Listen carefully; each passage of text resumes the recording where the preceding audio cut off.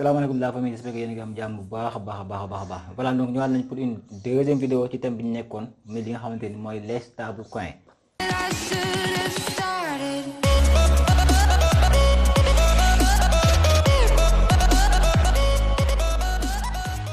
Aujourd'hui on va parler du principe de fonctionnement des stable coins, maanaam stable coins nan lay doxee, lan moo njëriñam ak fan la jëm ak ses prévisions. Ma leen di fàttali aussi bu nekkee da ngeen di doog a dal ci vidéo bi, n'oubliez pas ngeen abonné, activer notification yi aussi. Bu nekkee lépp lu jëm ci wàllum crypto monnaie ak entrepreneuriat ak aussi investissement yitteel na la, abonneel, activer notification yi ndax fii duñ ci waxtaane lenn loo xamante ni jëmul ci loolu.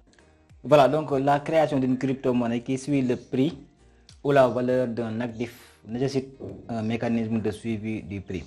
Voilà, donc ñu ñëpp xam nañ ne carrément création de benn crypto-monnaie boo xamante ni nii moom mooy topp li nga xamante ni mooy la valeur d'une autre actif. Donc day nécessité li nga xamante ni mooy un mécanisme boo xamante ni moom mooy doon un mécanisme de suivi du prix. Maanaam il va falloir mu ànd ak benn mécanisme boo xamante ne moom mooy topp prix bi, maanaam prix bi nga xamante ni moom lañ ko adossé, moom la ñu jëlee référence pour mu valeur bi nga xamante ni moom lañ jël référence pour mën a crypto-monnaie boobu mën a stable. Il va falloir un mécanisme boo xam ne moom mooy topp prix actif boobu noonu pour mën a garantir stabilité crypto-monnaie boobu noonu. Donc am na ay manières yu bëri yoo xamante ni mën nañ ko defee pour mën a suivre garantie boobu noonu, mais la plupart maanaam lépp li nga xam ne moom moo tënku ci mécanisme boobu noonu yu si baari li ñuy def mooy dañuy jël benn actif daal koy servir de garantie pour mu mën a suivre prix boobu noonu. Dañuy jël benn actif bu nekkee dañ ko adossé ci dollar la wala ci euro, loolu mooy doon garantie. Euro boobu noonu ñu ko adossé moom moo doon garantie pour ñu mën a suivre li nga xamante ni mooy crypto-monnaie actif boobu noonu. am na ay méthodes yoo xam ne ñoom ñoo gën a servir, ñoom ñoo gën a avéré plus efficace que d'autres, mais amul benn manière wala benn principe boo xamante ni moom mën naa garantir à 100% que ni actif boobu noonu ñaari prix yooyu mën naa identique. Mais donc li nga xamante ni moom la ñuy def mooy da koy topp à centime près, maanaam da koy topp ba nga xam da koy jege lool. Alors qu'est-ce qu'une stablecoin adossée à des actifs fiat? Donc lan mooy stablecoin yi nga xam ne dañu leen a adossé ci les actifs fiat? Les stablecoins yi nga xam ne dañu leen a adossé à une devise fiat, ñoom dañuy conserver benn valeur, dañuy conserver une valeur fiat, une devise fiat telle que USD ou le GPP en réserve. Par exemple fépp foo gis àdduna bi benn USDT am na benn USD mooy le dollar américain boo xam ne moom moo koy garantir. dollar bi nga xam ne mooy doon garantie bi, dollar bi su yéegee USDT bi day yéeg, bu wàccee USDT bi day wàcc. Je ne sais pas si vous me faites comprendre wala, mais fépp foo gis àdduna bi benn dollar USDT di nga gis benn dollar américain boo xam ne moom moo koy garantir, mooy doon garantie bi. Voilà, donc c'est vice versa. Bu la neexee nga traduire sa dollar en USDT, bu la neexee nga traduire sa USDT en dollar, c'est vice versa, c'est aussi simple. Alors deuxièmement, on va parler des stablecoins yi nga xam ne dañu leen a adossé à des crypto-actifs, mooy stablecoins yi nga xam ne dañu leen a adossé à des crypto-monnaies. Alors stablecoins yi nga xam ne dañu leen a adossé à des crypto-monnaies, ñoom aussi ils fonctionnent presque la même chose ak li nga xamante ni mooy les stablecoins adossés à des devises fiat.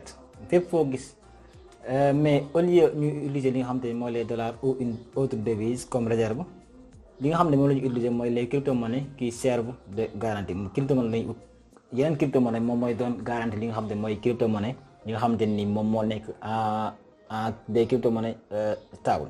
Le marché des crypto-monnaies étant très volatile, donc marché yi nga xam ne mooy le marché des crypto-monnaies ñun ñëpp xam nañ ne dafa volatile, li muy yéeg li muy wàcc dafa bari. Donc les stablecoins adossés à des crypto-monnaies comme niñ ko xamee ñun ñëpp mooy les stablecoins ñoom dañuy am ay réserves. Donc même principe bi nga xam ne moo am si les devises fiat, même principe boobu moom mooy am ci li nga xamante ni mooy les stablecoins adossés à des crypto-monnaies, parce que il va falloir ñu prévenir li nga xamante ni mooy les volatilités du marché. Les stablecoins adossés à des crypto utilisent des smart contracts, mooy des contrats intelligents li nga xamante ni pour générer l'émission et le burn des tokens, maanaam pour garder la valeur ci marché bi. Donc voilà, cela rend le processus plus fiable. ñi koy utiliser aussi ñoom ils peuvent vérifier indépendamment, mën nañoo toog fi ñu toog vérifier li nga xamante ni mooy les smart contracts. Donc toutefois certains stablecoins aussi ñoom sont adossés à des crypto-monnaies, qui sont adossés à des crypto-monnaies ñoom aussi sont gérés par des organisations autonomes décentralisées, li ñuy woowee le DAO. Donc voilà, foofu aussi ñoo expliquer leen ko carrément ba mu gën a leer. Voilà, alors nañ jël exemple li nga xamante ni mooy pour émettre $100 yi nga xamante ni mooy le DAI. Le DAI c'est une stablecoin décentralisé. Donc pour nous mener am $100 de DAI adossé à l'USD, vous devez fournir $150 de crypto-monnaie dont la valeur est égale à 1,5 fois la valeur de la garantie. Alors pour nga am li nga xamanteni moy pour nga génné li nga xamanteni moy $100 en DAI, il va falloir nga def garantie li nga xamanteni moy $150 de crypto-monnaie. Donc une fois que vous avez votre DAI, une fois que nga andi $150 yoy de crypto-monnaie, donc bo joté say li nga xamanteni moy say DAI, moy say crypto-monnaie stable yoy non, c'est stable coin DAI.